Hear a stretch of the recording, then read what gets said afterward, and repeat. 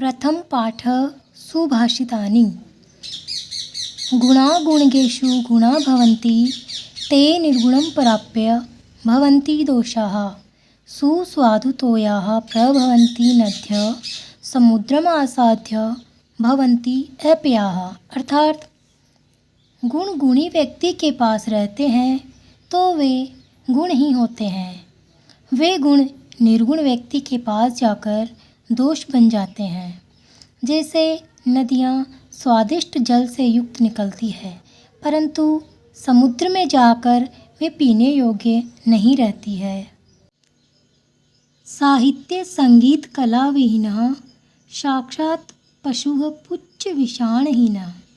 तृणं न खाद्यानपि जीवमानः तद्भागधेयं परमं पशूनाम्। अर्थात साहित्य, संगीत और कला से रहित व्यक्ति बिना पूंछ और सींग वाला साक्षात पशु है, जो घास न खाता हुआ भी जीवित है। यह उन पशुओं का परम सौभाग्य है। लुब्धस्य नश्यति यशः पिशुनस्य मैत्री नष्टक्रियस्य कुलम् अर्थपरस्य धर्मः। विद्याफलं व्यसनिनः कृपणस्य सौख्यं राज्यं प्रमत्तसचिवस्य नराधिपस्य। अर्थात लालची व्यक्ति का यश, चुगलखोर की मित्रता, अकर्मण्य अर्थात आलसी व्यक्ति का वंश, धन के लोभी का धर्म, बुरी लत वाले की विद्या का फल, कंजूस का सुख और आलसी मंत्री वाले राजा का राज्य का नाश हो जाता है। पीत्वा रसं तु कटुकं मधुरं समानं माधुर्यम् एव जन्येन मधुमक्षिका असौ। संत तथैव समसज्जन दुर्जनानां श्रुत्वा वच मधुरसुक्तरसं सृजन्ति। अर्थात मधुमक्खी तो कड़वा या मीठा रस समान रूप से पीकर मीठे रस का ही निर्माण करती है, उसी प्रकार संत अर्थात सज्जन लोग सज्जन और दुर्जन लोगों की बातें समान रूप से सुनकर मधुर सुक्त रस अर्थात मीठे वचनों का ही निर्माण करते हैं। विहाय पौरुषम यो हि देवम अवलंबते प्रासाद सिंहवत तस्य मूर्धनि तिष्ठन्ति वायसाः। अर्थात जो व्यक्ति परिश्रम को छोड़कर केवल भाग्य का ही सहारा लेता है, उस व्यक्ति की स्थिति महल में बने हुए उस शेर की तरह हो जाती है, जिसके सिर पर कोए बैठते हैं, अर्थात जिसका कोई महत्व नहीं होता। पुष्प पत्र फल छाया मूल वल्लक दारु भी धन्य महिरुहा येषां विमुखम यान्ति नार्थिनः। अर्थात फूल, पत्ते, फल, छाया, जड़, छाल, लकड़ी आदि से युक्त पेड़ धन्य है, जिसके कारण याचक कभी भी उनसे विमुख अर्थात निराश नहीं होते। चिंतनीया हि विपदाम आदावेव प्रतिक्रियाः न कूपखननं युक्तं प्रदीप्ते वहिना गृहे। अर्थात विपत्ति आने से पहले उसका समाधान कर लेना चाहिए।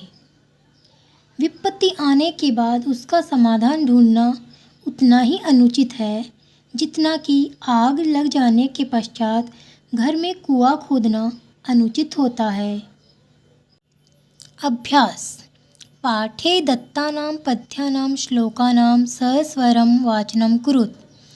पाठ में दिए हुए पद्यों अर्थात श्लोकों का स्वर के साथ वाचन करो।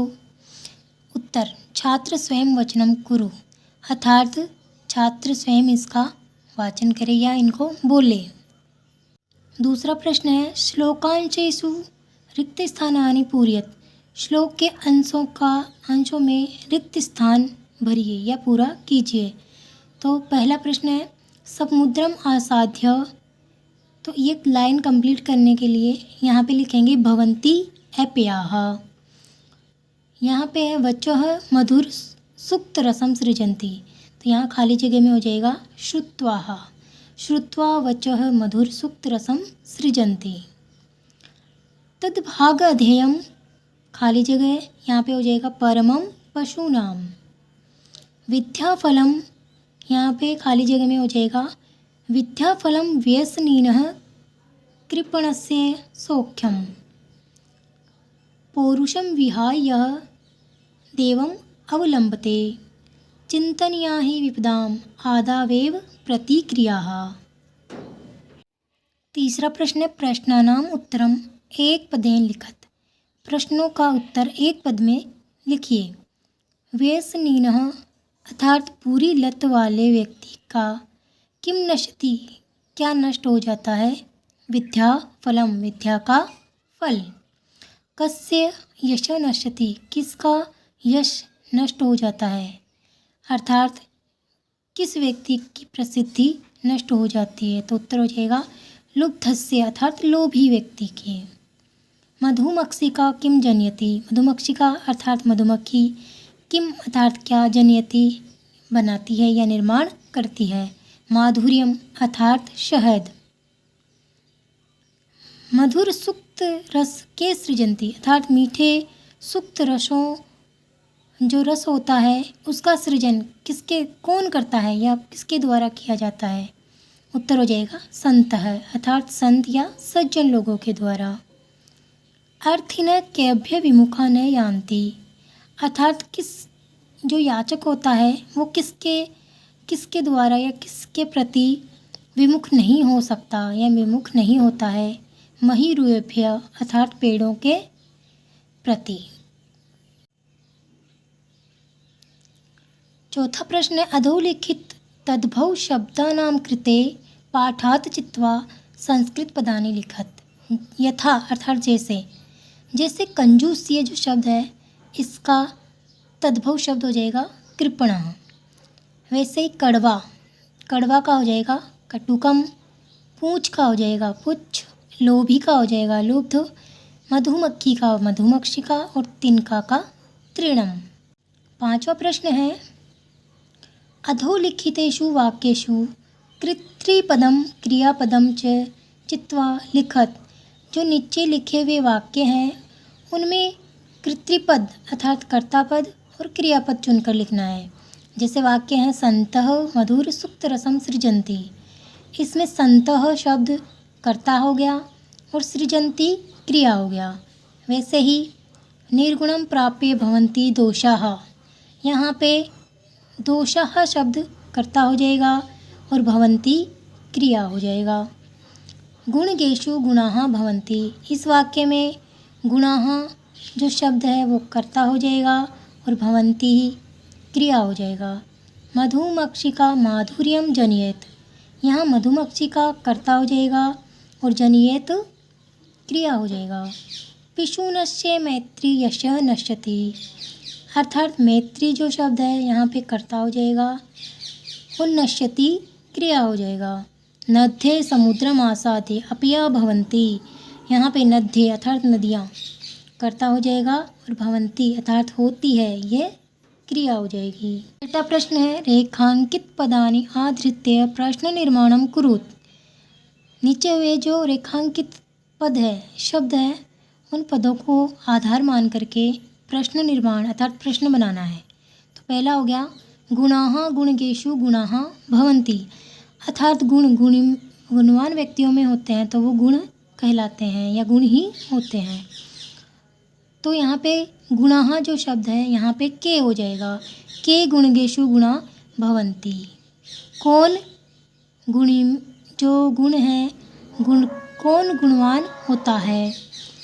दूसरा हो जाएगा नद्य सुस्वाद तोया भवन्ति, ये जो नद्य शब्द है यहाँ पे प्रश्न बनाना है तो यहाँ पे हो जाएगा का सुस्वाद तोया भवन्ति, अर्थात क्या सुस्वाद तोया अर्थात मीठे जल से युक्त होती है।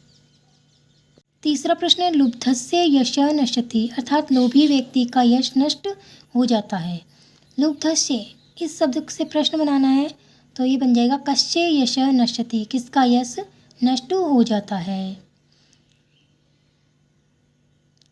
चौथा प्रश्न है मधुमक्षिका माधुर्यम जनयति। तो मधुमक्षिका मक्खी माधुर्यमेव अर्थात शहद बनाती है या मीठा रस ही बनाती है। तो कौन बनाती है? मधुमक्षिका का प्रश्न बन जाएगा कौन, अर्थात का माधुर्यमेव जनयति।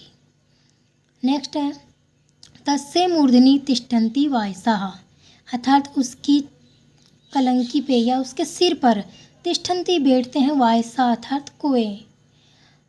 तो यहाँ पे मूर्धनि जो शब्द है यहाँ से प्रश्न बनाना है तो हो जाएगा तस्य कुत्र या कस्मिन तिष्ठन्ति वायसा, उसके किस पर या उसके कहाँ पर तिष्ठन्ति बैठते हैं वायसा अर्थात कोए। 7वां प्रश्न है उदाहरण अनुसारम पदानि पृथक कृत। ये जो उदाहरण दिया हुआ है समुद्रम आसाध्य, इसकी जैसे शब्दों को अलग करना है। समुद्रम प्लस आसाध्य, वैसे ही माधुर्यमेव का हो जाएगा माधुर्यम प्लस एव, अल्पमेव का हो जाएगा अल्पम प्लस एव, सर्वम एव का सर्वम प्लस एव, देवमेव का देवम प्लस एव, महात्मना मुक्ति ही, इसका हो जाएगा महात्मनाम मुक्ति ही, विपदाम आदावेव, इसका हो जाएगा विपदाम आदावेव।